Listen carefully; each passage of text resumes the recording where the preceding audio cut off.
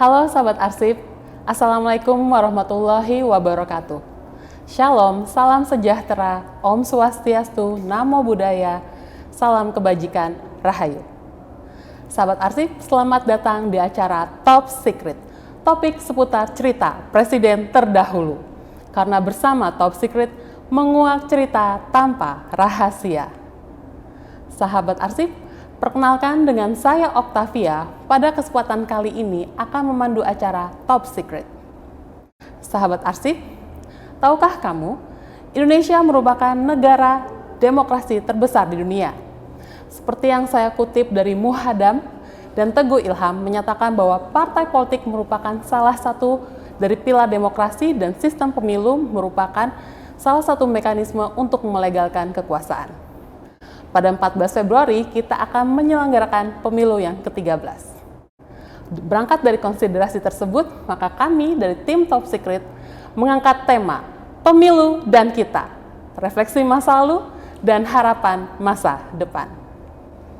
Sahabat arsip, tim Top Secret pada kali ini mengundang narasumber yang mungkin sahabat arsip sudah tidak asing lagi. Beliau adalah peneliti utama dari BRIN, dan beliau juga sudah berwarawiri di berbagai macam media dan televisi. Sahabat arsip, mari kita sambut Profesor Siti Zuhro MA. Selamat datang, Profesor. Ya, terima kasih Mbak Okta. Baik, Profesor, terima kasih sudah berkenan hadir dan nanti sharing ilmu ya, Profesor ya, terkait dengan tema tentang pemilu. Ya. Baik, terima kasih, Profesor. Baik, sahabat arsip, mari kita melihat timeline mengenai pemilu. Nah, Profesor, kali ini nanti di tahun 2024 ya, Profesor ya, akan menyelenggarakan pemilu. Jadi seperti di slide sebelumnya kita bisa melihat temanya adalah pemilu sebagai sarana integrasi bangsa.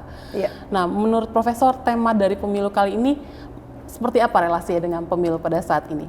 Iya, apa temanya ya? Nggak dikasih tema, tapi yang jelas pemilu itu pemilihan umum bisa dimaknai sebagai satu sarana untuk suksesi. Jadi pergantian kepemimpinan. Yang kedua adalah kompetisi kontestasi. Itu makna yang melekat pada sistem demokrasi. Yang ketiga ya adalah sebetulnya koreksi terhadap pemerintahan. Jadi 3 hal tadi itu, suksesi, pergantian kepemimpinan, lalu kompetisi kontestasi, dan juga adalah koreksi terhadap rezim gitu. Nah, dengan pemilu diharapkan ya 5 tahun sekali bahwa sistem demokrasi itu memberikan satu jaminan. Secara terukur bahwa akan ada pergantian sesuai dengan konstitusi kita ya. Undang-undang hasil amandemen itu jelas sekali bahwa hanya dibolehkan 2 kali kali 5 tahun. Berarti ada 10 tahun. 10 tahun. Satu periode 5 tahun lalu dibolehkan kembali untuk periode selanjutnya 5 tahun. Nah, ini artinya bahwa setiap siapapun yang ingin mencalonkan, kalau katakan 1 periode, ingin mencalonkan kembali masih dibolehkan. Tapi setelah 2 kali sudah selesai purna bakti, kan gitu ya. Nah, itulah suksesi memberikan keterukuran jaminan bahwa pemerintahan itu akan dipimpin oleh pemimpin yang betul-betul dipilih oleh rakyat.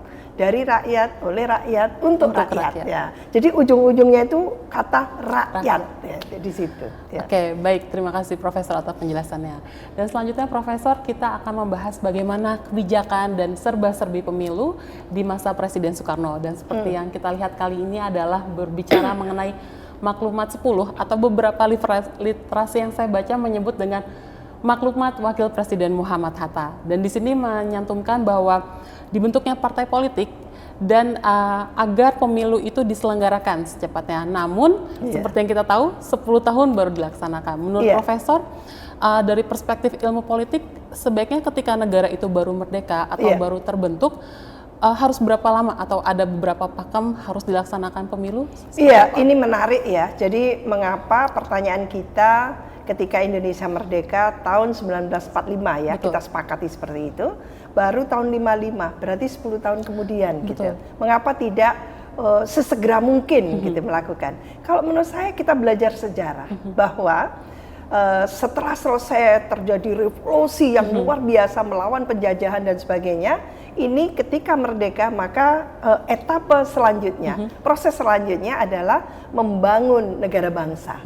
Jadi melakukan konsolidasi gitu ya, ketatanegaraan kita sulitkan kembali, lalu masyarakat ini tentu gitu ya, dengan hingar-bingar habis revolusi melawan penjajah, ini ditata kembali. Nah, tentu perlu ada jeda tadi itu, bahwa Indonesia tentu gitu ya, sangat mempertimbangkan dan sudah dikatakan di konstitusi kita ini memang negara yang terlahir dengan katakan bersepakat untuk menjalankan demokrasi.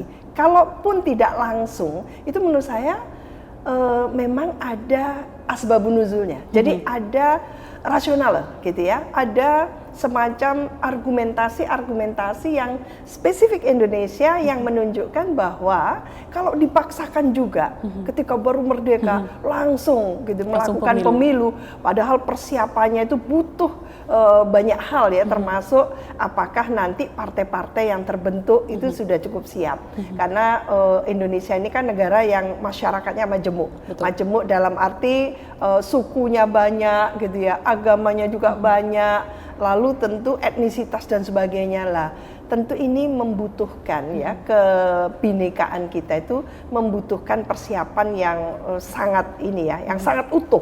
Tidak bisa sepenggal-sepenggal, karena kalaupun dibuka sistem multipartai gitu kan, waktu itu kan apa yang terjadi kalau kita baru merdeka sudah dibuka seperti itu. Padahal pernah dalam sejarah itu sampai Bung Karno mengatakan ini partai politik luar biasa.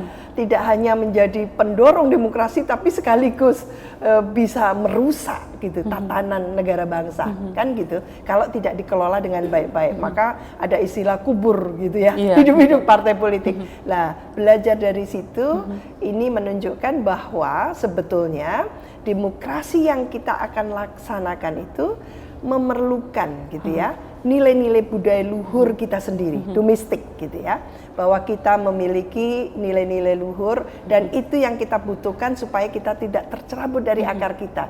Jadi ketika proses menjadi Indonesia yang sebenarnya di situ harus ada karakter national building, membangun karakter dan tentu kejati dirian kita itu belum selesai sampai saat ini. Maka menurut saya apa yang dilakukan oleh negara waktu itu, oleh pemerintah waktu itu untuk tidak menyegerakan pemilu menurut saya sudah tepat.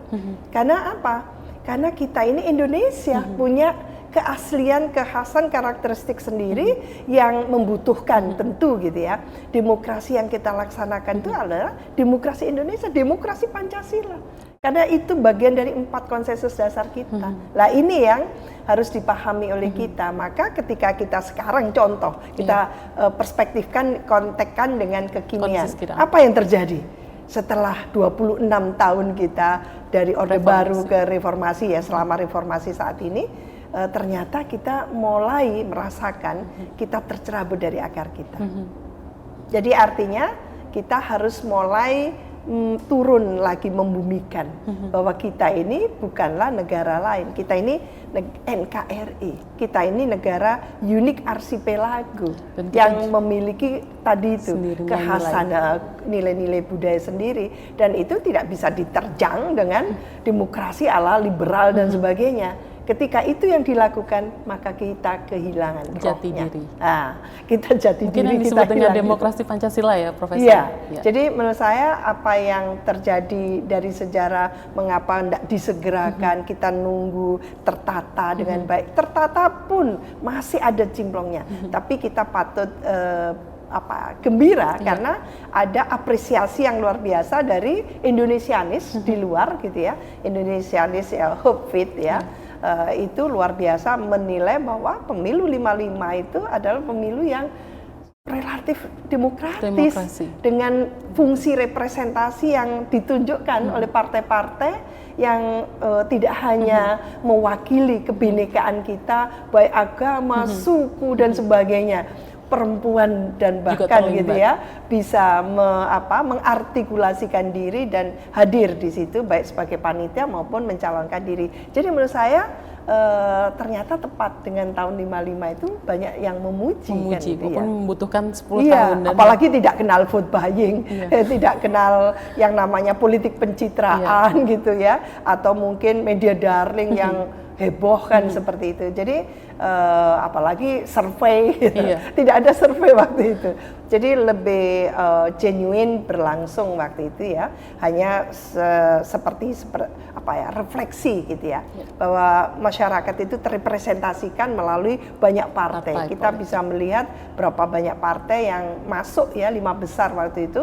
Tidak hanya PNI, di situ ada Masyumi, ada juga NU, Partai NU, ada Partai Komunis Indonesia, ada PSII gitu ya, ada partai juga Kristen kalau nggak salah seperti itu ya.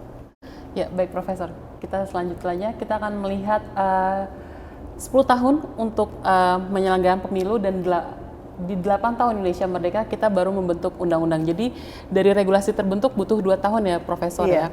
Dan di sini ada beberapa pertanyaan saya.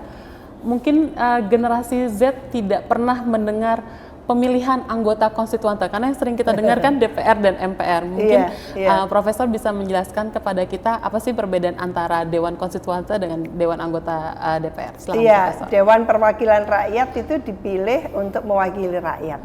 Tapi konstituante waktu itu karena konstitusi kita kan konstitusi sementara, maka dibentuk dipilihlah anggota Dewan Konstituante itu untuk merumuskan, khusus merumuskan tentang konstitusi kita. Jadi pada eranya itu sudah ada kesadaran yang cukup tinggi gitu ya, bahwa konstitusi sebagai tadi itu kan bagian dari 4 konsensus dasar kita ini akan menjadi sumber dari segala sumber hukum.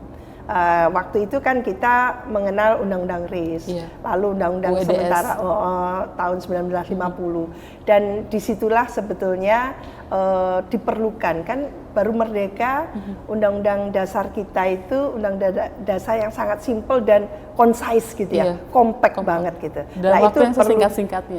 Dalam waktu yang sesingkat-singkatnya, tapi dirumuskan oleh tentu gitu ya, pendiri-pendiri bangsa yang sangat berpihak kepada NKRI. Itu yang bagusnya ya.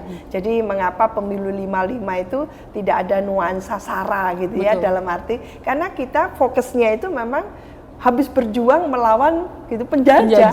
Jadi kita disatu padukan untuk cinta pada tanah air, rasa nasionalisme, patriotisme, dan itu yang kadang kita rindukan untuk pemilu-pemilu yang akan datang saat seperti saat ini. Jadi masyarakat mungkin bagaimana ya memutus vote buying, satu contoh gitu. Karena tahun 55 enggak ada itu yang namanya nyawer amplop itu berserakan di mana-mana gitu kan. Lah ini yang tahun 2024 saat ini kita akan menyaksikan itu. Jadi mungkin perlu ya, ini saya mengapresiasi apa yang dilakukan oleh Arsip Nasional ini, semacam apa ya, membumikan gitu ya, melakukan bagian dari literasi gitu ya kepada publik, bahwa Arsip Nasional itu juga sebetulnya sangat concern bagaimana dengan kesejarahan tadi itu dipahami oleh publik dengan sangat bagus, terutama oleh elit lah ya, oleh partai politik gitu ya. Para politisi-politisi ini belajarlah bagaimana sejarah kita gitu ya, supaya apa? Supaya ada semacam modalitas gitu ya, kecintaan kepada negara itu. Dan Arsip juga bisa menjadi inspirasi untuk kebijakan-kebijakan selanjutnya. Iya, ketika mau, kan biasa kalau yang di DPR itu akan berpikir tentang revisi undang-undang. Lah, revisi undang-undang seperti apa yang memang sesuai nanti diaplikasikan dengan Indonesia, bukan sekedar oh ini kebutuhan partai kita memang maka harus diselamatkan, tidak seperti itu. Jadi kita sudah mulai mengharapkan banget gitu ya, hadirnya politisi-politisi yang berpihak pada sejarah, di mana saat itu para pendiri bangsa, para tokoh bangsa saat itu hanya fokus pada bagaimana cinta mereka pada negara ini dirumuskan sedemikian rupa sehingga sampai muncul yang namanya bahwa calon presiden harus pribumi asli gitu ya. Saking begitu defense mekanismenya terhadap negara bangsa ini. Jadi menurut saya bisa dipahami gitu ya, bagaimana suasana kebatinan saat itu setelah Indonesia merdeka, lalu konstitusi ditetapkan gitu dalam tempo yang sangat singkat seperti itu ya. Ya, baik Profesor. Dan selanjutnya kita juga ada serba-serbi. Jadi ada salah satu penemuan dari tim riset kami, Profesor, terkait dengan surat dari pengurus besar dan di-share kepada cabang-cabang NU. Ini salah satu sampel aja, Profesor.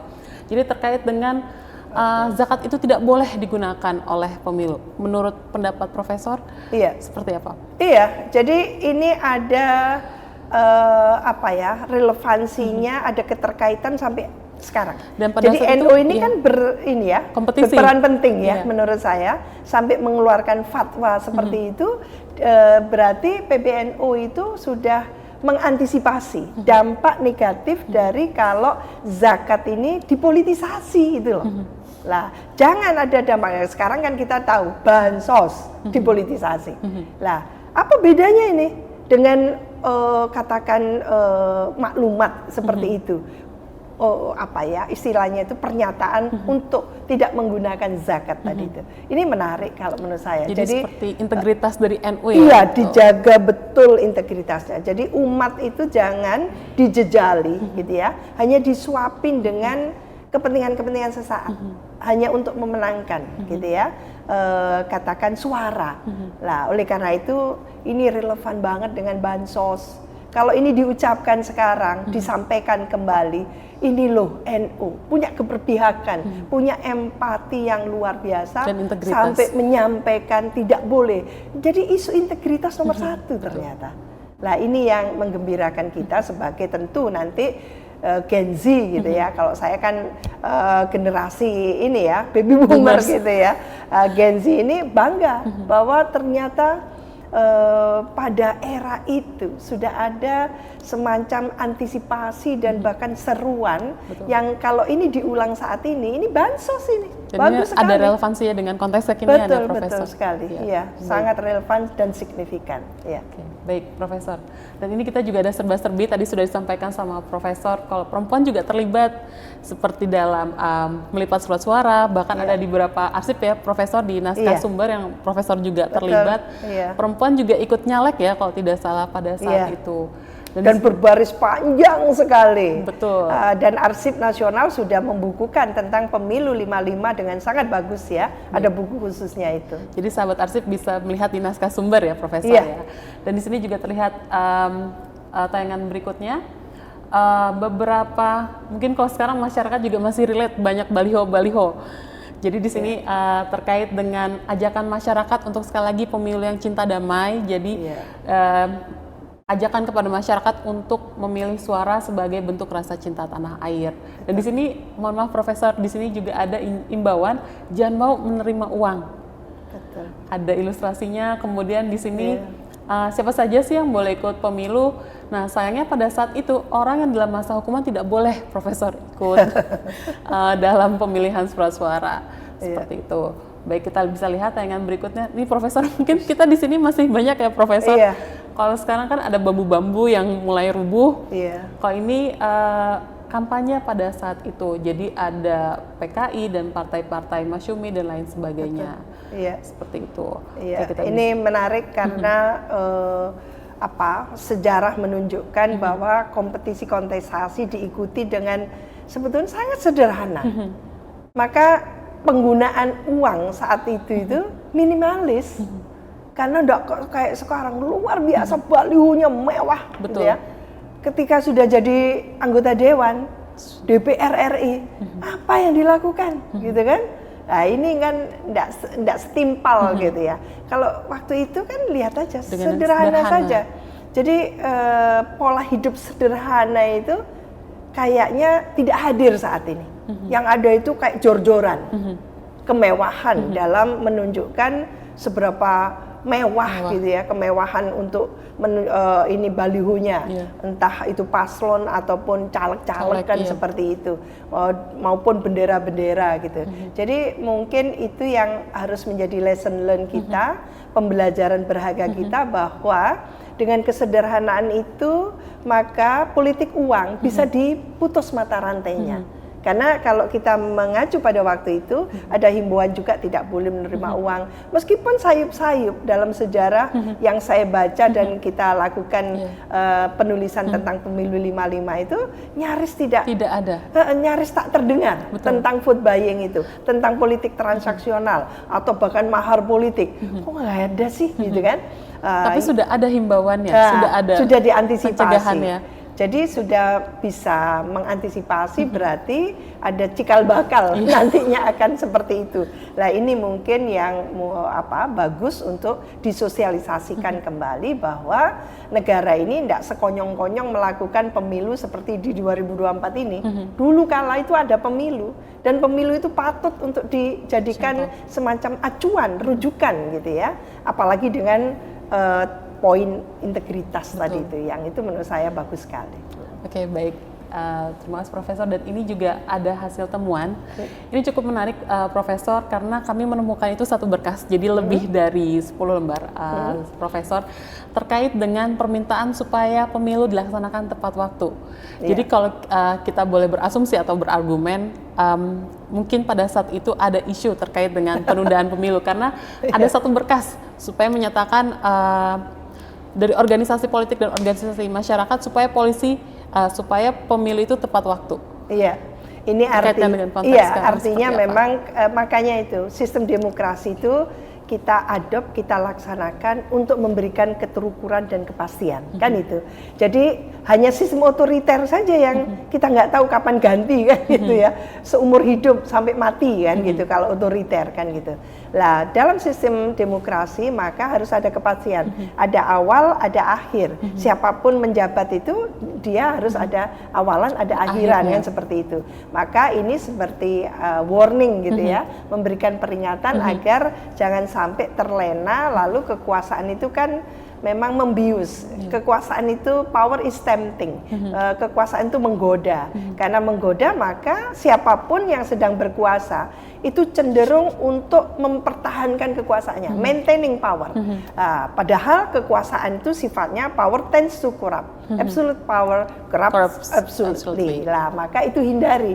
Maka dalam sistem pemerintahan itu ada partai di DPR yang memang mendukung pemerintah, ada partai yang oposisi. Seharusnya seperti itu. Itu yang disebut check and balances ya. Di Indonesia untuk periode 2019 sampai 2024 hanya satu yang oposisi, sementara yang lain tidak oposisi ya, untuk sebelum sampai pemilu kemarin ya. Ini artinya tidak balance, tidak imbang gitu ya. Jadi demokrasi mensyaratkan gitu ya, ada check and balances tadi itu, saling imbang, saling kontrol antara lembaga eksekutif dan lembaga legislatif. Dan itu adalah demokrasi yang sehat ya Profesor? Iya, demokrasi yang sehat. Dan supaya apa? Ujung-ujungnya demokrasi itu Mbak Okta sebetulnya adalah membangun peradaban.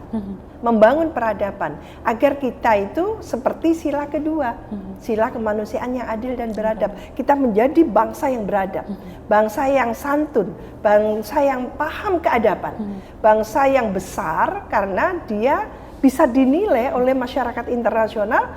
Ini bangsa memang duduk sama rendah, berdiri sama tinggi. Bukan lalu bangsa yang maaf kata ini, dengan bansos dilempar-lempar, itu Masya Allah, itu sangat mensubordinate istilahnya, sangat mengebawahkan, sangat melukai sebetulnya. Tidak patut kita memberikan ke masyarakat dengan dilempar-lempar sembako dan kaos-kaos, tidak boleh seperti itu. Dan bahkan ada label paslon tertentu ya? Iya, itu tidak boleh. Jadi seharusnya memperlakukan warga negara sebagai warga negara yang terhormat. Karena dia dilindungi oleh konstitusi. Jadi kami sebagai kita sebagai warga negara itu punya hak konstitusional kita. Hak konstitusional itu tinggi sekali karena dipayungi oleh konstitusi kita. Nah, ini yang para penguasa itu harus paham. Jangan kalau mau pemilu seperti ini melempar-lempar charity gitu ya, uang receh gitu kepada masyarakat, padahal masyarakat itu pemegang kedaulatan untuk memilih calon pemimpin. Luar biasa, bukan lagi MPR sebagai lembaga tertinggi negara, tapi rakyat yang memilih. Ketika rakyat yang memilih, lalu rakyat diperlakukan oleh calon penguasa seperti itu, menurut saya ini pelecehan. Jadi menodai istilahnya itu. Kita melakukan hal-hal yang tidak proper karena masyarakat yang memiliki kedaulatan tadi itu ternyata dilecehkan gitu. Lah ini yang mungkin sejarah bisa mengatakan ya melalui acara ini bahwa sebetulnya esensi kita warga negara itu sangat dijunjung tinggi oleh konstitusi. Maka masyarakat ini harus juga di-enlightening, dicerahkan, diedukasi, dan juga diliterasi. Gitu. Oke, baik. Terima kasih Profesor. Dan kita juga punya Undang-Undang Nomor 18 Tahun 55 terkait dengan perubahan jumlah anggota. Jadi di sini ada penambahan Profesor. Cuman yang dari hasil riset kami kami belum menemukan istilah pengawasan dari panitia pemilihan pemungutan suara. Iya, itu merupakan refleksi dari proses of becoming. Jadi proses menjadi Indonesia itu termasuk ini. Jadi mengapa pemilu itu tidak bisa sekonyong-konyong sekarang merdeka tahun 45, 46 pemilu. Wah itu terlalu tidak cerdas menurut saya. Jadi harus menunggu gitu ya. Ini buktinya mengatakan bahwa ternyata gitu ya dari segi penyelenggara saja termasuk pengawas itu kan belum proper. Maka ini akan dilengkapi, disempurnakan baik itu panitia untuk pemilihannya maupun juga panitia untuk kabupaten. Jadi kan seperti sekarang, jangankan dulu, sekarang saja itu luar biasa. Saya sebagai pansel ya untuk memilih KPU, Bawaslu DKI kemarin, yang dulu Bawaslu maupun KPU RI pernah saya juga itu, saya merasakan betul. Jadi ini adalah pekerjaan yang tidak mudah bagi komisioner penyelenggara pemilu yang tidak hanya di nasional, dia akan turun ke provinsi, kabupaten, kota seperti itu, lalu membentuk KPPS yang jutaan itu jumlahnya kan gitu ya, karena penduduk kita sudah jauh ya. Betul. Dulu kala mungkin masih 77 juta sekitar. Sekarang 280-an juta. Jadi udah berapa kali lipat. Jadi menurut saya ini adalah proses panjang Indonesia untuk menjalankan satu sistem demokrasi yang tentu tidak mudah karena ditopang oleh masyarakat yang pendidikannya tidak seluruhnya itu perguruan tinggi. Jadi masih perguruan tingginya masih sekitar 5% dari total penduduk. Artinya masih di mayoritas itu ada di SMP, SD, SMA kan gitu. Lah ini juga tantangan tersendiri, maka kita harus menjalankan satu sistem demokrasi yang betul-betul mengakar, membumi. Tidak boleh tiru-tiru karena mencontek gitu ya negara lain. Enggak. Kita punya Indonesia punya otoritas untuk menentukan demokrasi Pancasila yang kita laksanakan. Itu sebetulnya. Oke, baik. Terima kasih Profesor.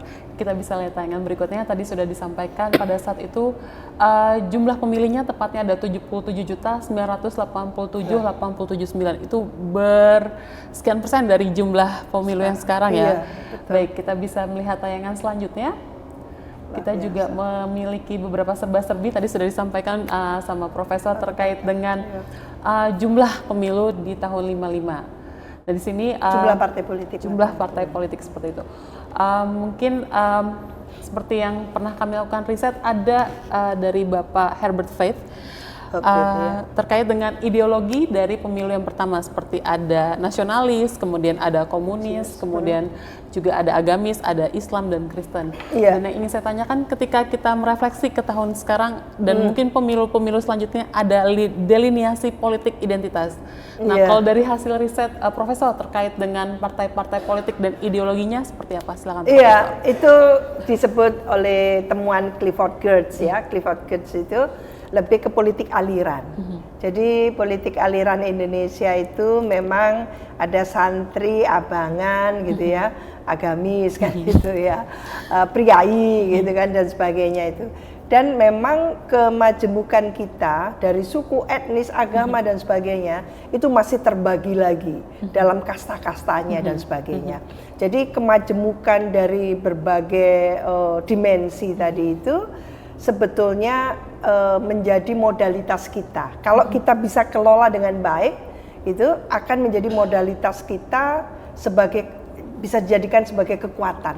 Tapi sebaliknya ketika kita tidak pandai mengelola itu, apa yang terjadi? Ancaman disharmoni, ancaman kohesivitas sosial kita. Dan itu sudah terbukti di pemilu 2019, di pilkada 2017 DKI Jakarta. Jadi ketika kita tidak pandai mengelola keanekaragaman tadi itu, aspirasi yang bervariasi, yang beragam tadi itu, lalu kita memaksakan kehendak kita pokoknya menang, gitu ya, maka yang terjadi musibah, celaka kita. Nah ini yang alhamdulillah bisa cooling down gitu ya. Jadi kita punya Mbak Okta, kita ini masyarakat Indonesia itu punya modal sosial yang mungkin tidak ada di bangsa lain. Iya, mengapa saya katakan itu? Jadi kita itu punya politik harmoni yang tahu kapan cukup gitu ya. Jadi ketika sudah mau meledak semeledaknya, itu cooling down. Itu yang terjadi di DKI Jakarta. Jadi enough is enough, cooling down ya. Turun gitu. Nah, saat ini yang menggembirakan bagi kita setelah kita mengalami politisasi agama, politisasi sara gitu ya.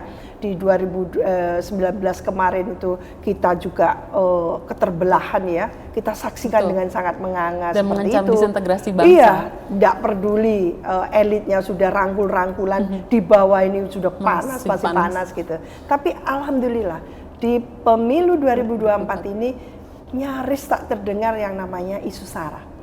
Nah, itu karena apa? Intelektualnya, aktivisnya, kampusnya kita mengatakan itu adalah jualan kuno, sudah jualan barang jadul, tidak relevan, tidak signifikan. Yang kita butuhkan Indonesia catch up, ya, melakukan economic recovery. Kita pilih pemimpin yang paling hebat, yang paling sedikit gitu ya cacatnya atau kekurangannya, yang paling banyak kelebihannya. Nah, maka kompetisi kontestasi mulai sehat, mulai nyadar istilahnya gitu ya. Ini bagus sekali. Kita tidak mengulang kejadian-kejadian yang kemarin menurut saya itu menyesatkan banget. Tidak ada. Indonesia ini Bhinneka Tunggal Ika, melek mata itu sudah jelas bahwa kita adalah hidup berdampingan secara damai dengan berbagai yang suku, agama, sebagainya. Tidak perlu itu dipolitisasi. Maka ketika dipolitisasi tidak laku. Kalau sekarang tidak laku lagi, apalagi eranya udah digital banget gitu. Dan sudah lesson learned dari periode-periode sebelumnya ya. Iya. Baik, terima kasih. Kita bisa lihat lagi. Berikut adalah serba-serbi dari foto-foto Presiden Soekarno ketika mengikuti pemilu. Di sini terlihat tidak ada batas ya antara presiden dan rakyatnya. Iya. Dan kemudian kami juga punya profesor di program Jasa Presiden. Iya. Ada fotonya ketika Presiden Soekarno jalan kaki menuju ke TPU. Iya. Baik, kita bisa melihat tayangan selanjutnya dan ini merupakan salah satu refleksi dari inklusivitas. Jadi tidak hanya yang sehat tetapi yang sakit juga difasilitasi untuk memberikan surat suara. Ini ekspresi partisipasi masyarakat luar biasa. Betul. Dengan presiden yang sangat egaliter gitu ya, dari rakyat oleh rakyat untuk rakyat, meskipun sebetulnya ada demokrasi terpimpinnya Bung Karno ya. Tapi itulah memang mengelola Indonesia sangat tidak mudah. Jadi menurut saya partisipasi masyarakat nomor 1 ini bagus sekali. Ini terlihat lagi. Kita bisa lihat tayangan berikutnya dan ini juga ada beberapa arsip dan artikel yang kami temukan dari Antara yang di sebelah kiri terkait dengan, mungkin kalau di arsip kita nyebut konteksnya adalah pemusnahan, Profesor. Jadi arsip yang sudah tidak digunakan bisa dimusnahkan.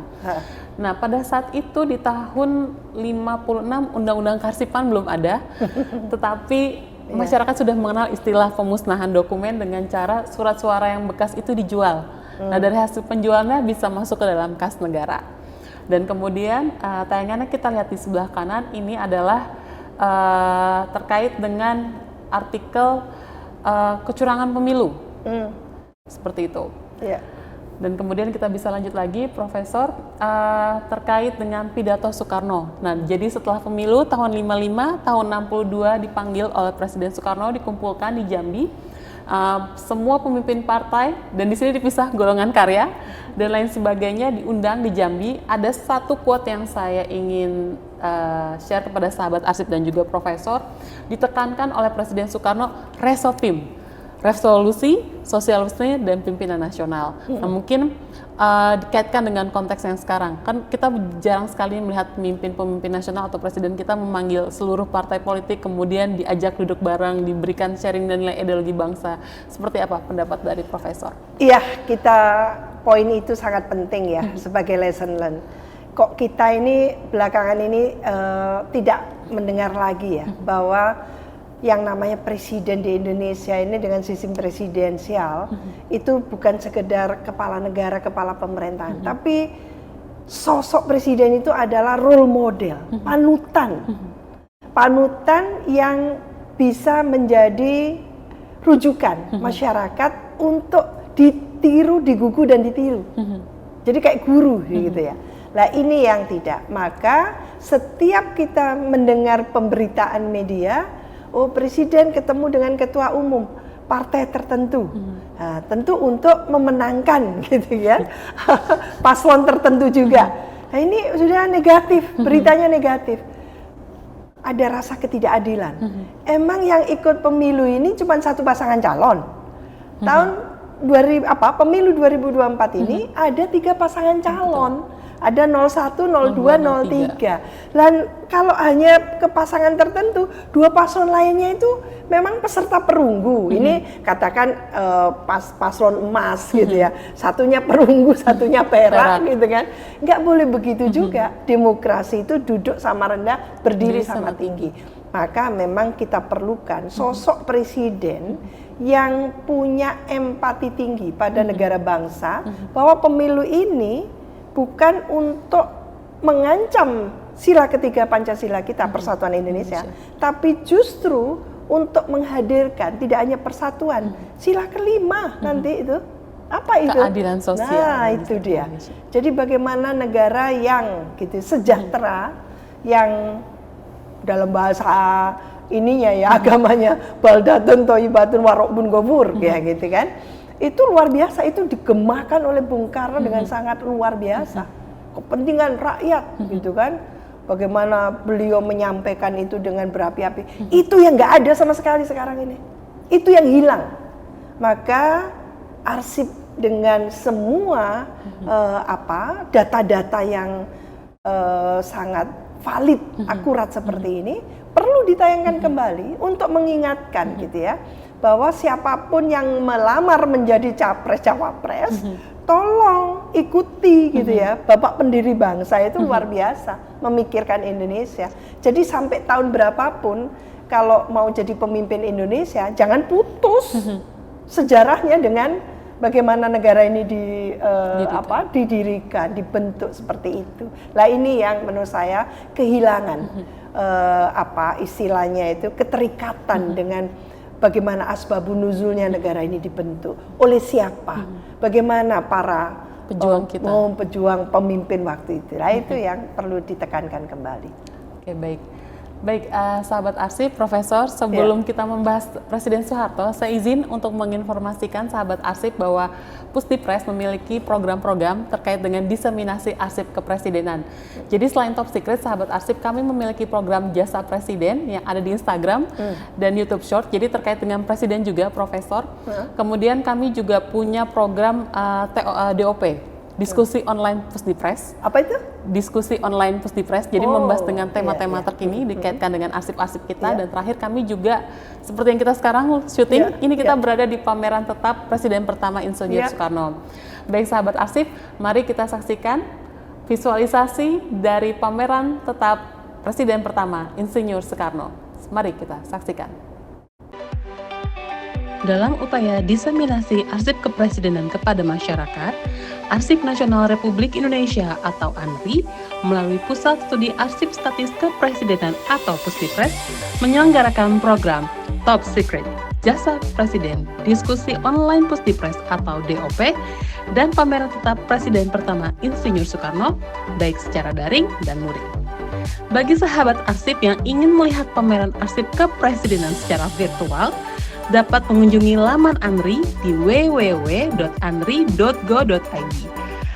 Apabila sahabat arsip ingin melihat pameran dan gedung cagar budaya secara luring, sahabat arsip bisa mengunjungi Puspipres di Jalan Gajah Mada nomor 111 Jakarta Barat dan tidak dipungut biaya.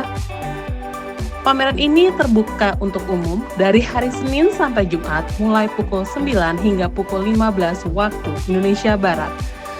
Dan apabila sahabat arsip membutuhkan pemanduan di akhir pekan, sahabat arsip dapat mengirimkan surat elektronik ke alamat info@anri.go.id. Kami tunggu kunjungan sahabat arsip. Baik sahabat arsip, kali ini kita akan membahas mengenai kebijakan dan serba-serbi pemilu pada masa kepemimpinan Presiden Soeharto. Mari kita saksikan tayangan berikutnya. Baik Profesor, pada masa Presiden Soeharto mungkin kalau tim kami melakukan kesalahan mohon dikoreksi. Jadi dari hasil temuan kami terdapat 4 kali regulasi terkait dengan pemilu di tahun 69, kemudian 75, kemudian juga ada di tahun 80. Nah, ingin saya tanyakan urgensi apa yang menyebabkan setiap beberapa tahun peraturan pemilu direvisi lagi seperti itu? Ini memang menarik ya, karena saya termasuk terlibat untuk yang era reformasi ya. Mengapa setiap 5 tahun ada revisi undang-undang? Ini di era reformasi. Jadi ternyata ada pendahulunya. Di era Orde Baru juga ada perubahan-perubahan itu. Itu menunjukkan bahwa apakah perubahan itu dalam konteks untuk menyempurnakan gitu ya, satu perhelatan pemilu yang lebih proven gitu ya, lebih mantap lagi, atau sebaliknya. Karena revisi itu tidak selalunya mengacu pada positif, bisa negatif gitu. Jadi bisa tanda kutip quote-unquote kepentingan. Itu dia, kepentingan politik pasti gitu ya. Apakah ini ketika, ini kan beda, ketika tahun 70-an, mungkin awal 80 ini memang desainnya ingin merampingkan partai gitu ya. Ketika partai dirampingkan menjadi 3 partai saja, lalu dalam perjalanannya partai ini tidak dianukan, 2 partai ya, P3 sama PDI waktu itu, tidak difungsikan, hanya golongan karya sama birokrasi. Nah ini kan jelas sudah, nawaitunya apa, niatannya apa, negara otoriter, kan itu. Nah ketika negara otoriter, maka tidak diperlukan partai itu. Jadi maka pemerintah jadi pembina kan, gitu.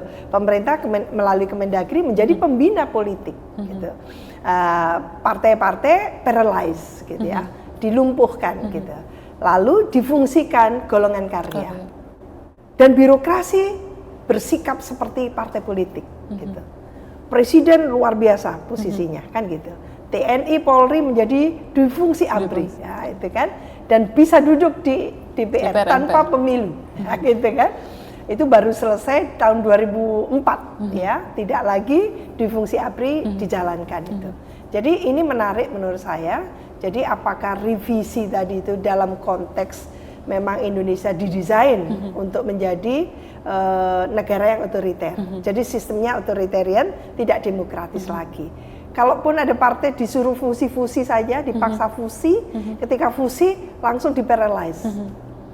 Jadi selalu Golkar menang, nomor 2 P3, nomor 3 nomor 3 PDI saja kan gitu.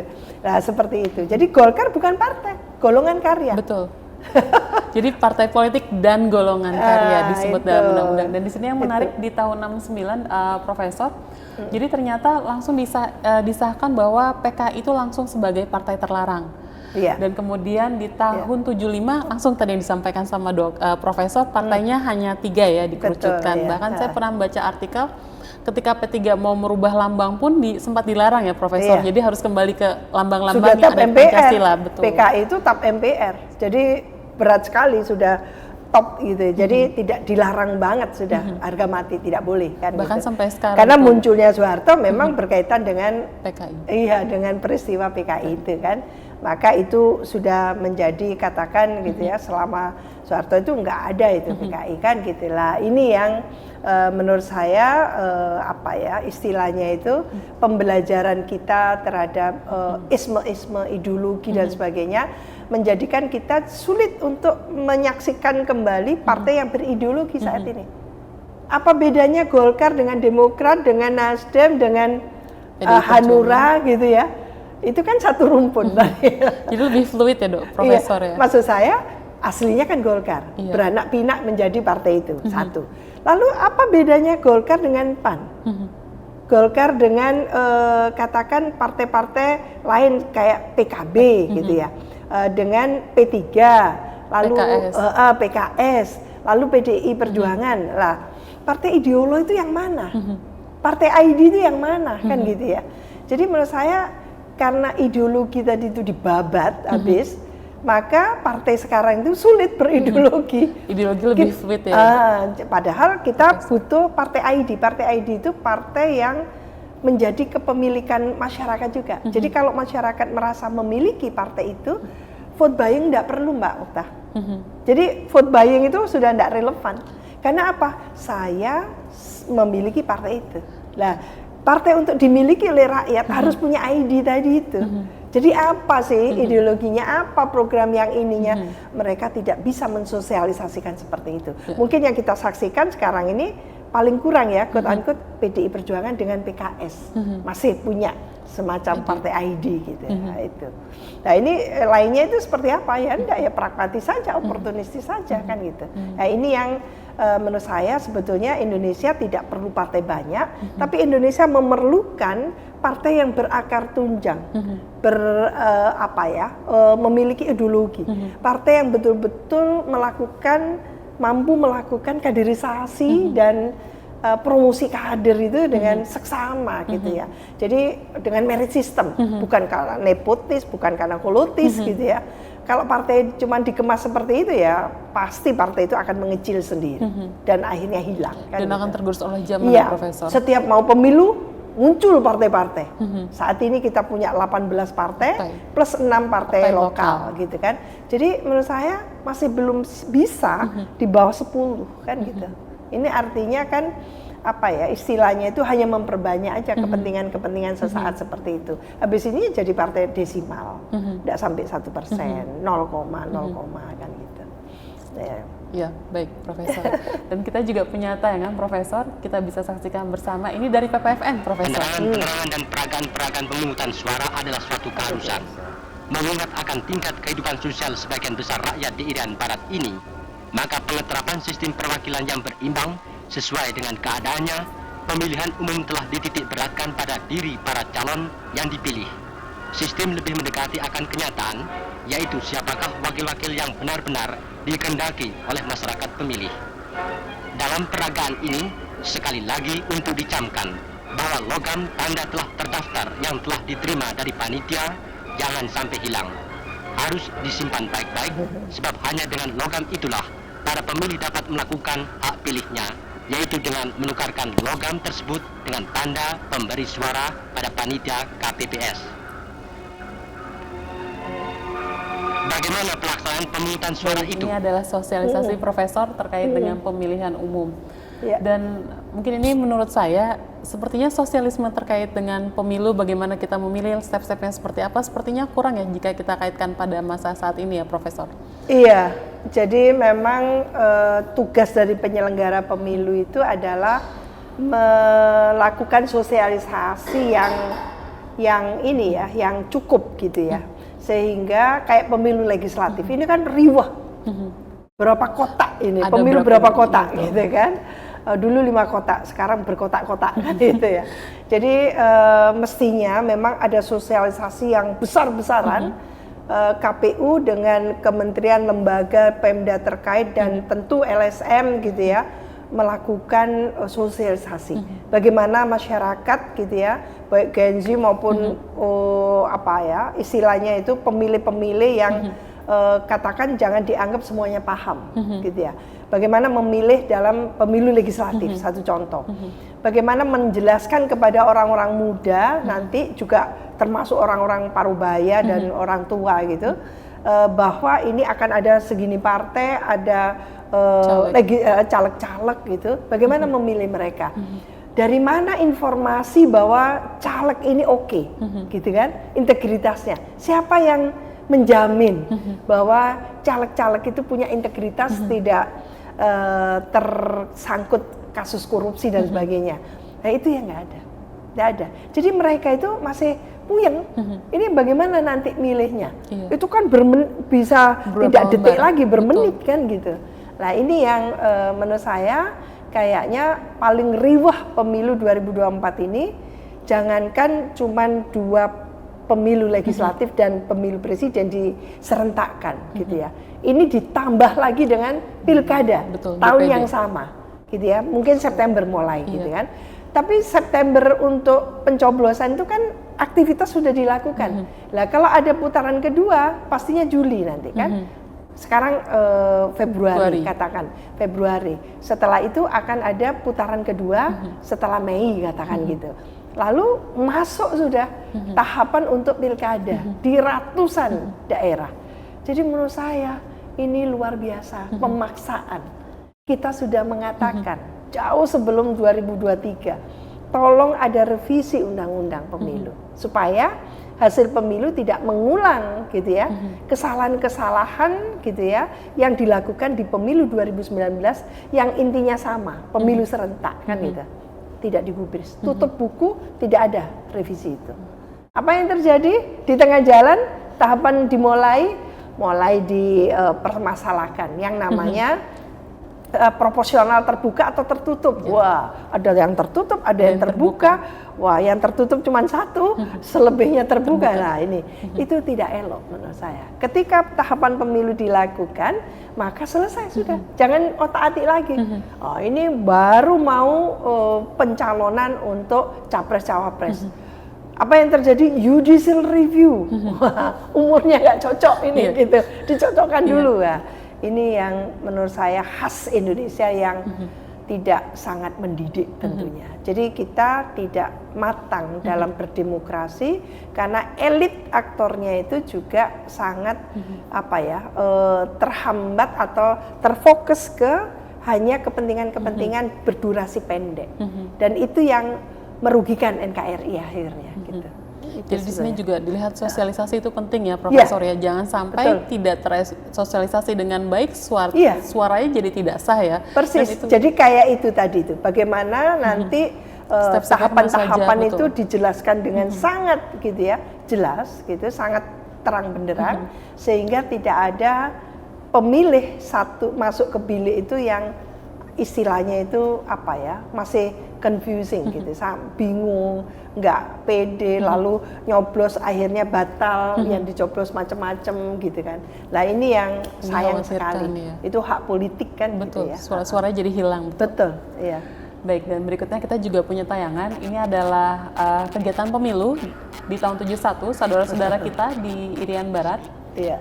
Jadi di sini terlihat petugas itu membagikan yang di sebelah tangan satunya memegang besi, lingkaran besi, plat besi, itu sebagai alat tukar untuk mengikuti pemilu. Nanti ditukar kayak noken gitu ya? Iya, nanti akan ditukar dengan kartu surat suara.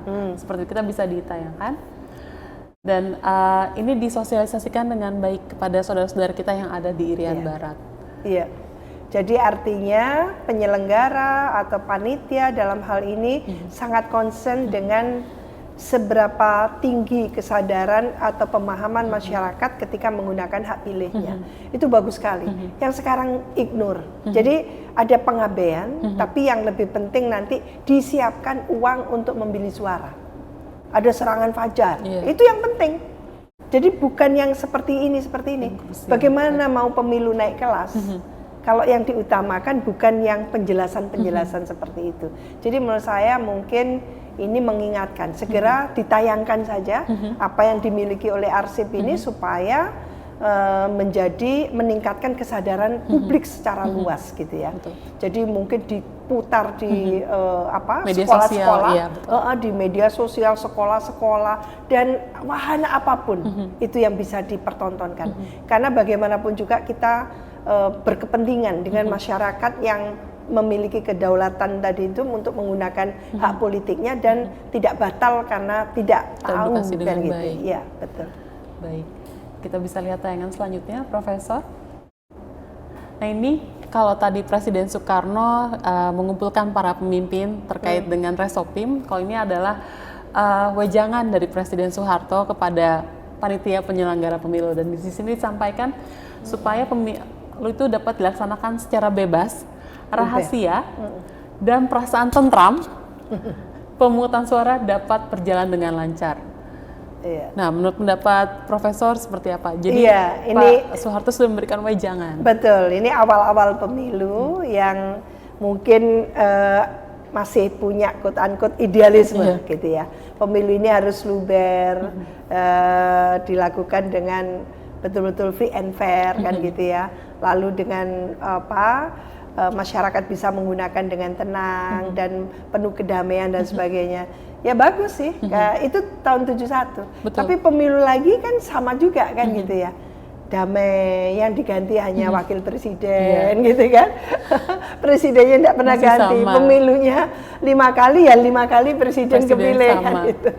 Hanya wakilnya yang diganti ya Iya, Profesor ya? dan tidak salah karena konstitusinya memang mengatakan tidak mengatakan itu. Tidak ada pembatasan masa pada Cuman saat kan itu. etika sebetulnya ya. Baik. Indonesia itu suka melakukan justifikasi, pembenaran gitu.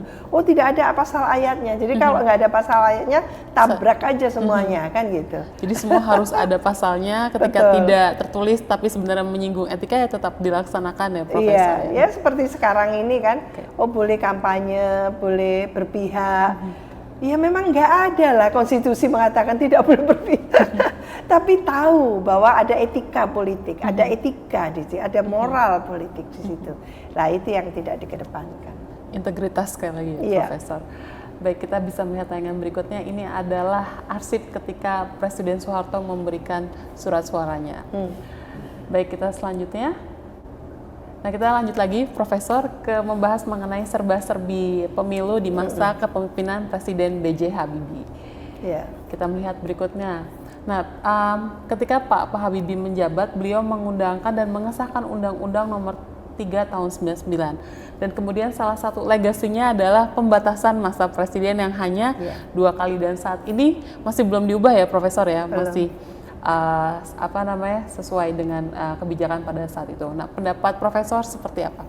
Iya, Pak Habibie ini termasuk mendapatkan pressure banyak ya untuk melakukan kebebasan berpendapat, kebebasan media, pers gitu ya, termasuk undang-undang pemilu, termasuk desentralisasi dan otonomi daerah juga di eranya Pak Habibie. Jadi Pak Habibie ini sebetulnya memimpin cuman sekitar 15 bulan saja, tapi undang-undang yang dihasilkan relatif oke ya dalam konteks demokrasi, dan menurut saya Pak Habibie memegang teguh gitu ya nilai-nilai demokrasi, dan oleh karena itu tidak ingin mencalonkan kembali. Jadi hanya bertanggung jawab pemilu ini harus berhasil, harus sukses gitu ya.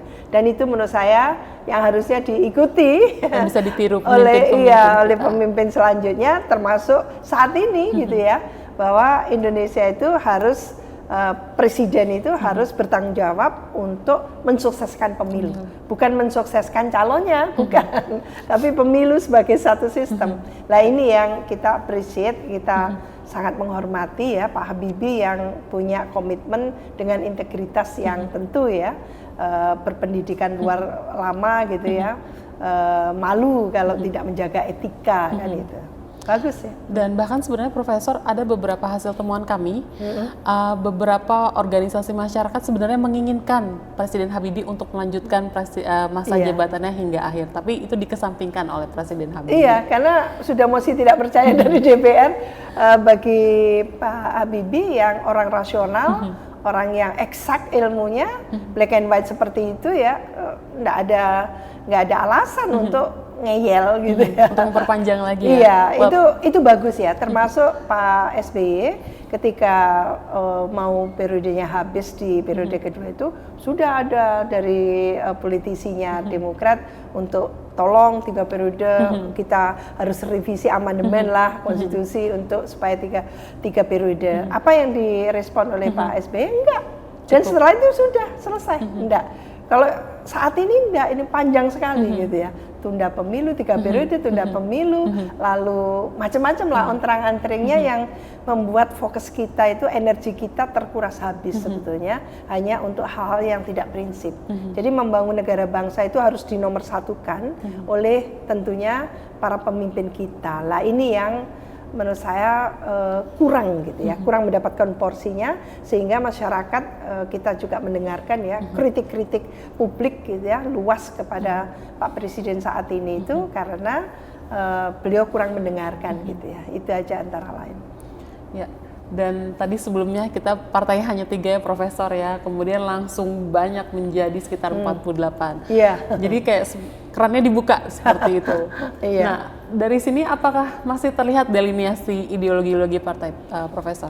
Iya, di sini mirip dengan pemilu 55. Iya. Jadi baru merdeka kepingin pemilu pertama 55, wah ini kan semua ada kepala apa banteng macam-macam gitu ya. Hanya Partai Komunis tak ada kan ya, karena merge di partai kan. Nah ini tentu mewakili politik aliran, mewakili karena juga partai agama ada, partai nasionalis ada gitu ya, partai abangan ada, partai nasionalis dan agama ya, kalau di Indonesia kan itu.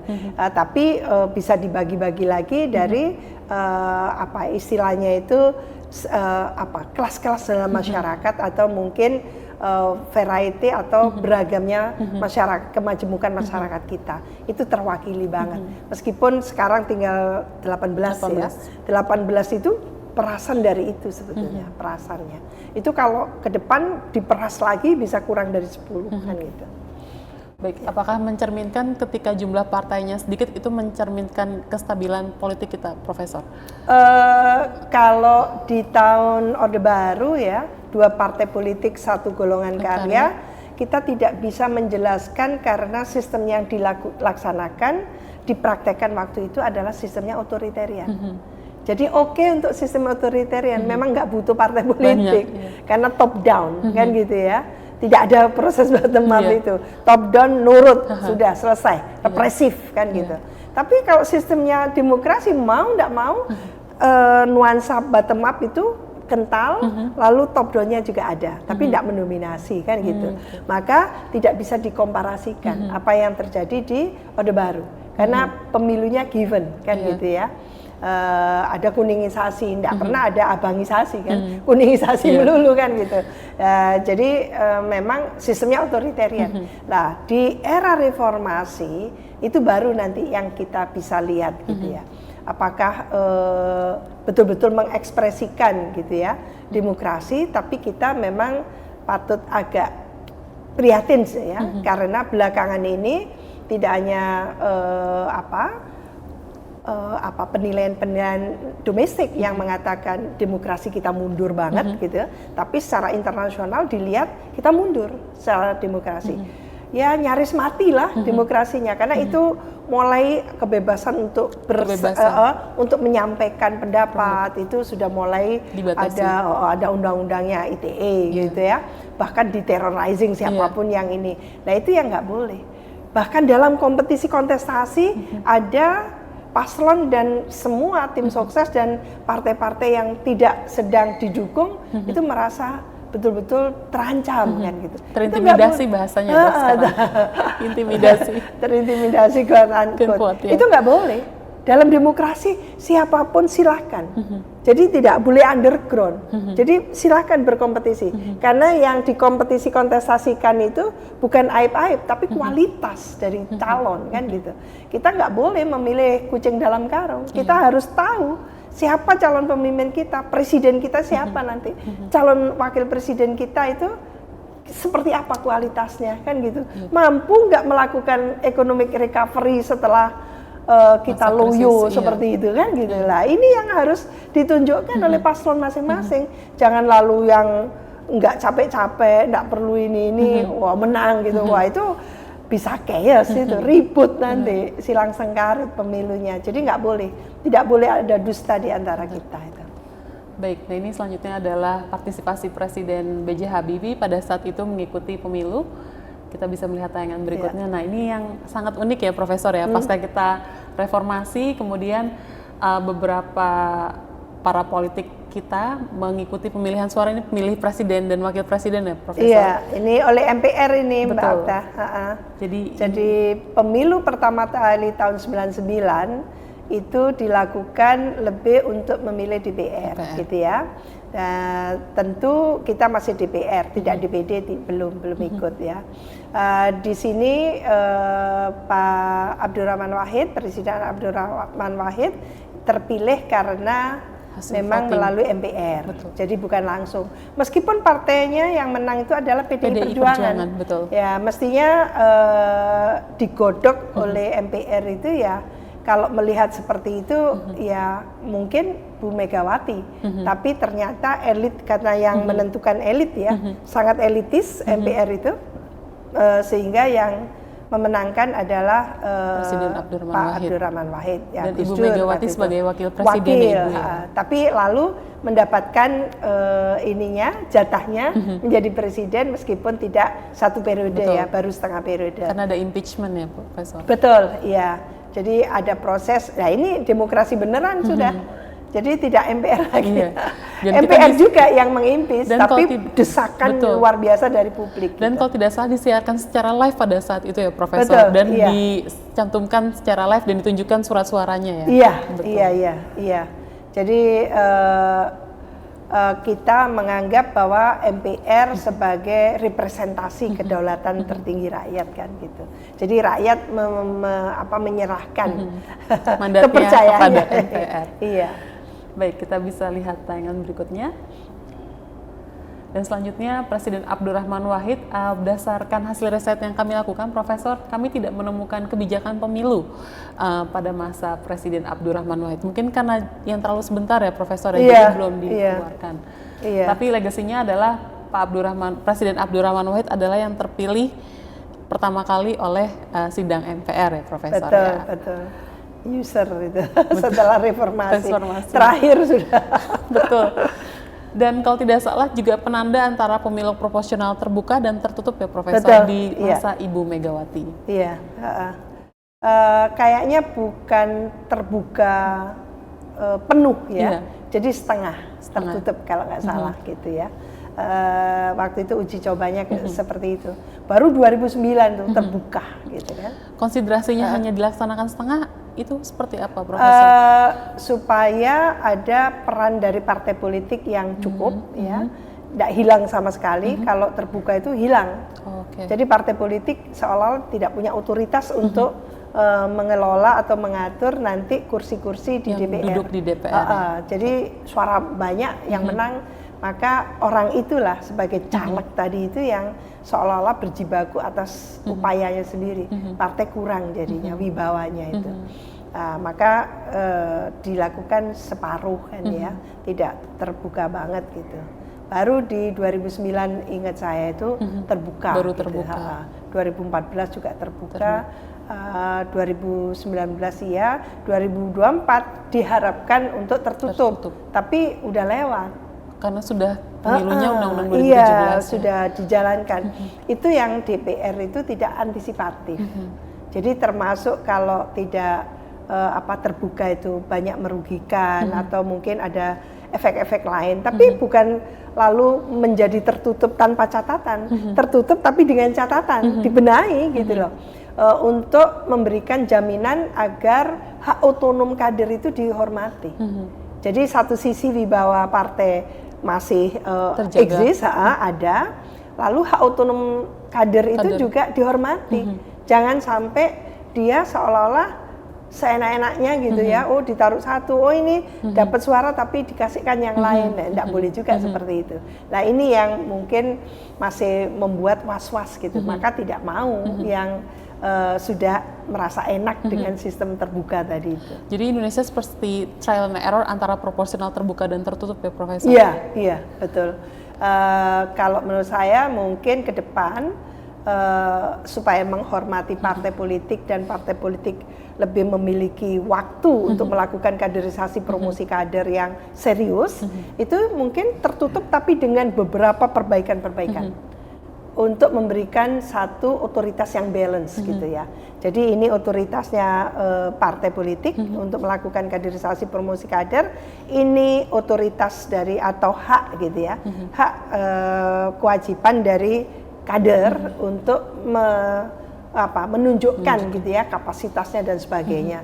Jadi jangan sampai hanya nepotis saja yang dipilih. Biasanya seperti itu. Nah kalau terbuka seperti itu biasanya ya modalitas ya kompetensi dari yang bersangkutan biasanya. Oke, baik Profesor. Kita akan melihat ini adalah salah satu legacy dari Presiden Megawati ini terkait dengan pertama kali pemilihan presiden dan wakil presiden kita di masa Presiden Megawati ini ada di Undang-Undang Nomor 23 tahun 2003. Dan di sini yang cukup menarik yang perlu saya highlight adalah waktu itu batas minimal usianya ada 35 tahun. Iya. Seperti itu. Dan yang ingin saya tanyakan dan lulusan SMA. Betul. Juga masih yang disampaikan sama Profesor tetap bekas anggota PKI tidak boleh mengikuti sesuai dengan TAP MPR Profesor ya. Karena TAP MPR belum dicabut, nggak bisa. Iya. Oke, jadi kalau misal TAP MPR itu dicabut berarti bisa itu bisa, dihapus iya. ya. Kalau sudah dicabut, kalau nggak dicabut harus mengacu kan gitu. Jadi sumber dari segala sumber hubung kita itu kan tertinggi, ke TAP konstitusi, MPR, TAP MPR juga tinggi itu di atas undang-undang. Jadi menurut saya memang undang-undang yang dihasilkan oleh eranya Ibu Megawati ini menurut saya memang konteksnya disesuaikan dengan konteks saat itu ya. Jadi kalau nggak salah ini cikal bakal ke pemilu presiden langsung. Betul. Itu ya. Dan lalu diikuti oleh pilkada langsung tahun 2005 itu. Iya, termasuk umur ya. Jadi dalam menerapkan umur atau mungkin pendidikan itu masih kontekstual gitu ya. Indonesia ini kelemahannya di konteks gitu ya. Dan untuk makanya tidak mudah untuk memprediksi pemilu di Indonesia atau nanti kayak apa, karena konteksnya itu lebih mendominasi. Jadi kadang-kadang kita meleset gitu, gitu. Karena apa? Karena konteks yang berubah drastis gitu kan. Kita kan tidak pernah juga membayangkan gitu ya, ternyata umur yang 35 ini diubah menjadi 40, sekarang diubah lagi menjadi ada batasnya lagi diturunkan gitu ya, sesuai dengan kebutuhan gitu kan. Menurut saya tidak boleh seperti itu, karena untuk menjadi KPU komisioner saja itu ada persyaratan juga. Jadi harus sarjana, lalu umurnya itu harus matang. Untuk KPU itu 40 kalau nggak salah ya, seperti itu. Jadi mestinya untuk menjadi pemimpin itu juga bukan asal muda gitu loh. Jadi tingkat kebijakan yang bersangkutan kearifan, gitu, kedewasaan berpikir, iya, kematangan gitu ya, itu perlu karena ini memimpin Indonesia kan, apalagi di RI 1, RI 2 itu kan ditunggal di tahun 45 saja kelasnya itu Bung Karno sama Bung Hatta gitu kan, masa iya 2024 jeglek turun, yang bener aja kan gitu ya. Lah ini yang harus dipikirkan oleh kita. Tidak boleh kita konteks seperti ini. Kita ini sedang mengelola NKRI, negara arsipelago yang unik ya, yang masyarakatnya sangat banyak jumlahnya, yang kemajemukannya luar biasa, variatif dan sebagainya, dan keinginan untuk maju itu luar biasa juga. Maka ini yang harus diwadahi. Maka Indonesia memerlukan sosok yang leader gitu, a leader with strong leadership gitu ya. Jadi kepemimpinan yang kokoh. Karena menjadi RI 1 itu tadi itu role model dan alat pemersatu negara bangsa, uniting force, kekuatan untuk mempersatukan. Dan terkait dengan batas usia, apakah harus dilakukan riset, Profesor? Misalnya, apakah harus dihilangkan batas usia atau ketika kita mau mencantumkan, apakah harus ada riset Indonesia kapan? Untuk Indonesia harus dibunyikan, karena kalau tidak kacau nanti. Nanti anak umur 15 tahun boleh masuk. Enggak. Jadi harus dieksplisitkan. Ya. Orang Indonesia selalu mencari mana pasal ayatnya, gitu kan. Jadi bukan logika-logikanya, etika-etikanya, bukan. Tapi mana pasal ayatnya. Dan harus tertulis di konstitusi. Padahal soal etika itu tidak seluruhnya bisa di pasal ayatkan. Dan tidak tertulis.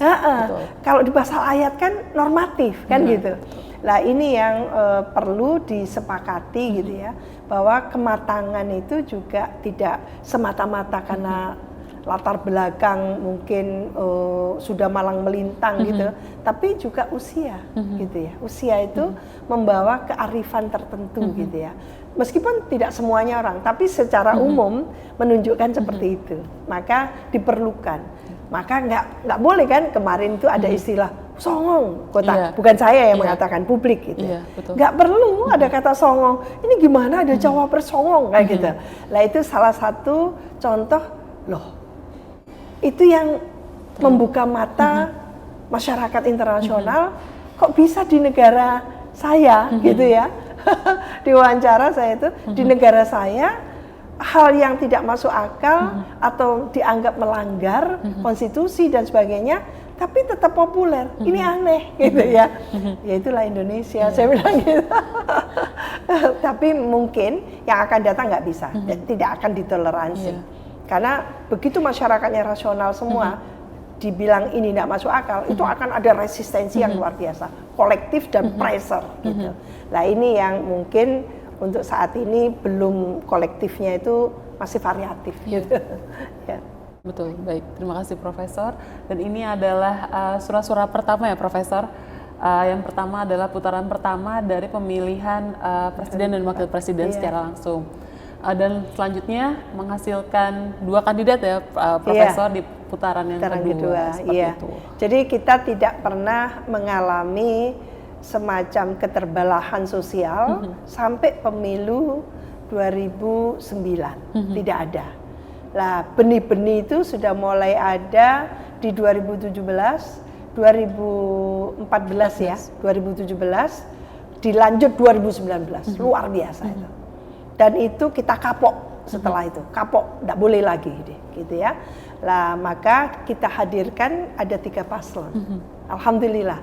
Sekarang kita tahu tidak semuanya menang kok. Ya tidak apa-apa, biarin aja. Itu namanya kompetisi. Betul, karena apa? Paling kurang semua sudah terrepresentasikan ke pasangan 01, 02, 03. Perkara yang menang salah satu pasangan calon, wajar, jamak kan gitu. Lah yang tidak boleh itu langsung, oh ini 1 putaran saja pasangannya 2 aja, cukup. Dananya nggak ada, ya jangan pemilu kalau gitu, gitu kan? Dan memang negara sudah mengakomodir ya? Ya harusnya seperti itulah. Ini yang namanya pembelajaran menuju masyarakat yang matang dan dewasa secara politik. Elitnya terutama harus dimatangkan gitu. Karena menjadi role model. Iya betul. Baik. Dan selanjutnya ini adalah kebijakan lain dari masa Presiden Megawati terkait dengan pemilihan anggota DPD, DPR dan lain sebagainya. Baik, kita selanjutnya melihat tayangan berikutnya. Ini adalah foto pemilu pertama kita memilih DPD RI, Dewan Perwakilan Daerah. Jadi DPD RI ini adalah metamorfosis dari Dewan calon daerah, istilahnya itu utusan daerah. Utusan daerah. Jadi itu pendiri bangsa itu mengapa saya katakan brilliant. Karena mengkonseptualisasikan kalau DPR dipilih oleh rakyat, tapi utusan daerah dan wakil golongan tidak perlu. Jadi representasi saja. Gitu. Ketika itu diikuti melalui pilihan langsung DPD RI, ini jadi aneh gitu ya. Calon perseorangan. 2004 itu calon perseorangan. 2009 partai-partai politik, politisi boleh. Apa yang terjadi? Setelah itu konflik, luar biasa di DPD RI. Nah ini yang menurut saya, kalau konstitusi juga tidak memayungi secara kokoh, dia sebagai lembaga legislatif, akhirnya tidak ada manfaatnya, karena tidak berfungsi. DPD RI tidak berfungsi, karena tidak bisa menjalankan secara efektif fungsi legislasi. Nah ini pasal 22D itu di konstitusi mengatakan keterbatasan yang dimiliki oleh DPD RI itu.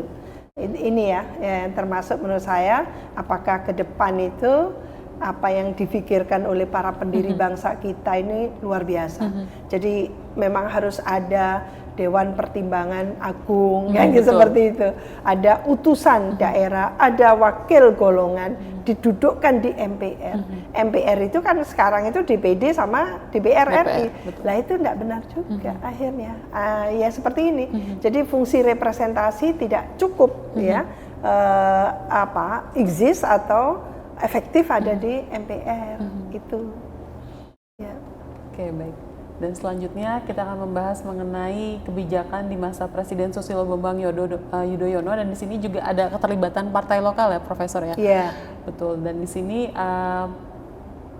ketika pemilu Presiden SBY di masa yang kedua itu hanya 1 putaran ya, Profesor? Iya. Partai lokal tadi itu Mbak Okta itu hasil dari kesepakatan MOU Helsinki. Jadi Aceh oke, gitu ya. Mau menerima semuanya, tapi GAM sebetulnya tidak bubar. Dan partai lokal harus diizinkan gitu. Maka itu kesepakatannya. Ya. Baik, kita akan melihat selanjutnya. Ini juga di masa Pak SBY ya, di akhir-akhirnya, yaitu pemilihan presiden itu juga 1 putaran lagi ya, Profesor? Ini 2014 ya, betul. jadi Pak SBY mengantarkan gitu kan pemilu yang cukup sukses gitu ya, tapi mengawali yang namanya politisasi sara. Ya, politik identitas. Iya, politisasi identitas. Jadi nggak ada yang salah Mbak Okta dengan politik identitas, tapi ketika dipolitisasi, jadikan komoditi politik, salah. Karena lalu menjual hal yang menjadi konsensus kita, tidak boleh, kan mestinya itu. Dan itu mengancam integrasi bangsa ya, Profesor. Betul. Jadi harga yang mahal untuk sebuah pemilu. Iya. Ini adalah foto ketika Presiden Susilo Bambang Yudhoyono mengikuti Pilpres yang pertama ya, Profesor. 2004 ya. Oke, nah, kita bisa lanjut selanjutnya. Ini adalah mengenai kebijakan di masa Presiden Joko Widodo atau Pak Jokowi. Salah satu legasinya adalah Undang-Undang Nomor 7 Tahun 2017. Tadi terkait dengan usia, Revisi. Profesor. Tadi 35 dirubah menjadi 40, kemudian dipertanyakan lagi di MK. Iya. Ya, menurut pendapat Profesor? Kali ini memang publik ya memang ada yang setuju, tapi juga tidak boleh menutup mata, banyak yang tidak setuju. Ya, sehingga muncul istilahnya anak haram konstitusi gitu ya. Karena memang pencalonannya, proses dan mekanisme pencalonan tadi itu yang dianggap tidak proper gitu ya. Ada yang dilanggar, etika dilanggar. Maka keluarlah MK-MK itu ya, keputusan MK-MK dan sebagainya. Dan menurut saya ya Mahkamah Konstitusi lalu terstigma karena urusan pencalonan di bawah umur tadi itu kan. Lah meskipun diubah dan sebagainya, terus diulang gitu ya.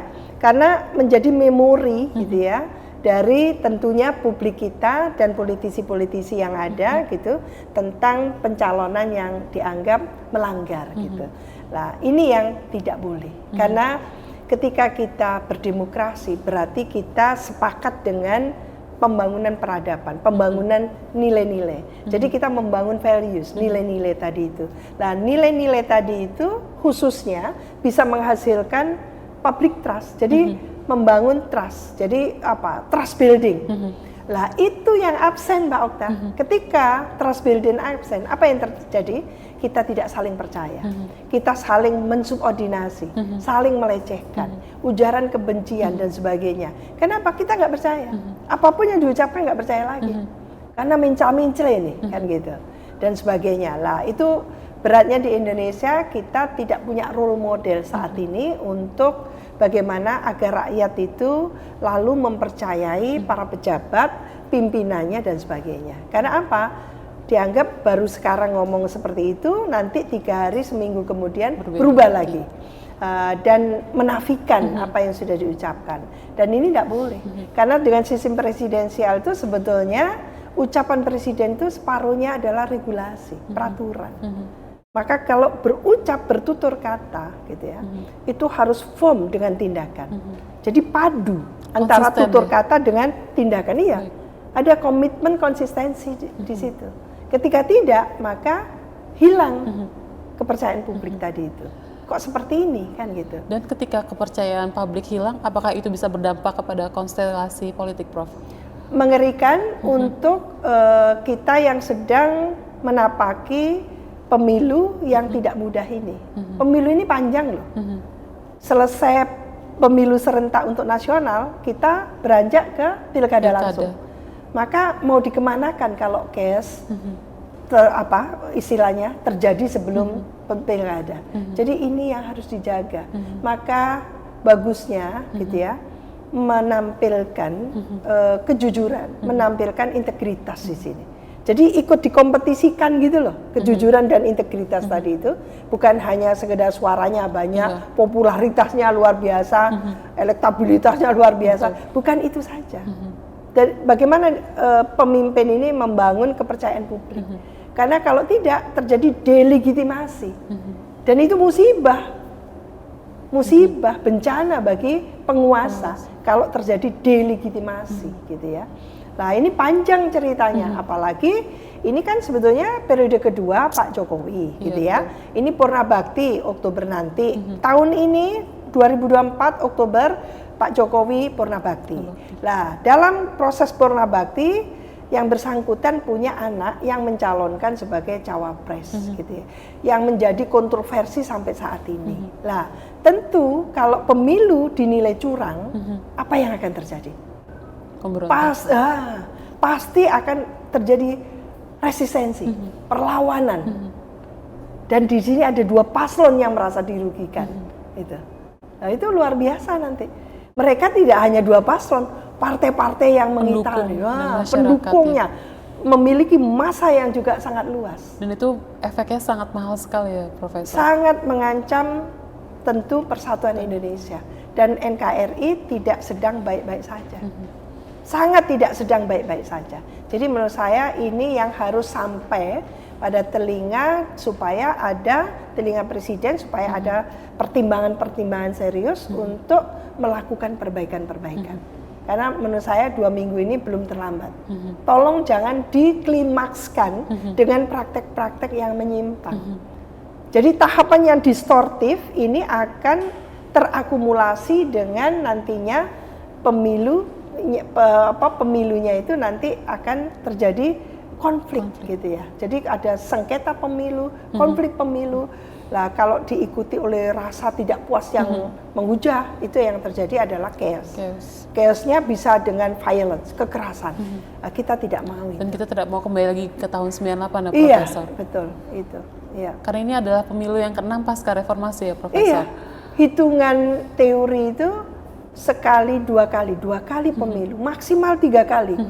Pemilu nasional itu cukup untuk Indonesia melakukan konsolidasi demokrasi, pelembagaan demokrasi, pelembagaan partai politik. Jadi sudah melembagakan gitu ya.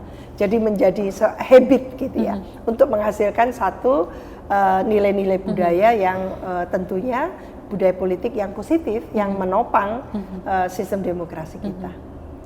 Oke, baik. Terima kasih Profesor atas penjelasannya. Baik Profesor, ini adalah pemilu putaran yang kedua ya di tahun 2019 ya Profesor. Kita bisa periode kedua. Di periode kedua. Bukan putaran kedua. Sorry, periode putaran kedua ya. Pak Baik, Jokowi. Terima kasih. Dan kemudian kita bisa lanjut lagi. Nah ini adalah surat-surat yang nanti kita akan pilih ya Profesor, betul. Jadi ini yang saya dapatkan dari media massa dan dari JDIH. Jadi menurut saya belum tersosialisasi dengan baik surat-suaranya seperti apa, yang dicoblos seperti apa. Iya. Seperti itu. Bahkan kita tidak tahu nanti warnanya apa, mungkin belum disosialisasikan dengan baik ya Profesor. Betul, ini tugasnya penyelenggara pemilu.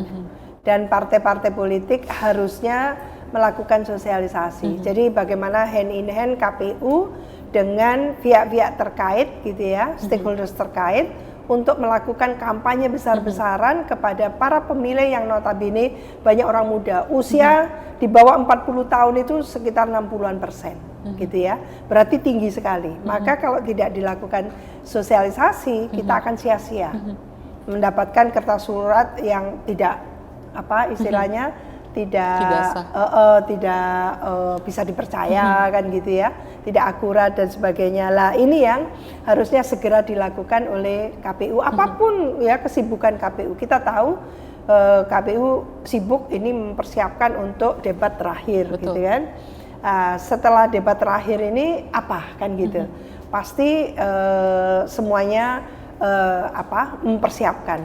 Yang satu hal Mbak Okta yang harus kita wanti-wanti agar pemilu ini kan harus mencerminkan atau mengaurakan kegembiraan kita, ketentraman hati kita, kedamaian kita. Jangan ada pemilu yang tank-tank itu diturunkan ke kementerian atau lembaga-lembaga tertentu atau kawat-kawat berduri bermeter-meter itu kan gitu. Itu rasanya bukan pemilu, itu perang gitu ya. Lah, kita wanti-wanti. Ini pemilu. Jadi tidak perlu ada nuansa yang mengerikan seperti itu. Seperti mau perang ya?